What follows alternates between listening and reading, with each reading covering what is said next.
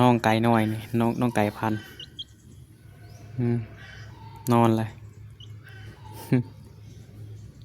เป็นตาแพงหลายทุกคนนี่รับแล้ว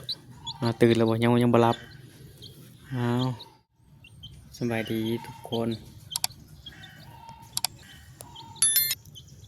ตอนนี้ก็มาอยู่กับน้องไก่น้อยนี่น้องไก่พันธุ์นอนเลย เป็นตาแพงหลายทุกคนนี่รับแล้วตื่นแล้วบ่ยังบ่รับอ้าว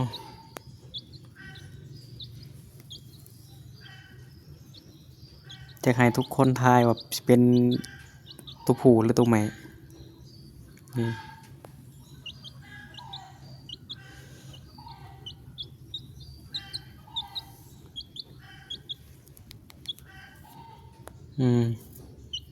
เอาเกาคนตัวเองแล้ว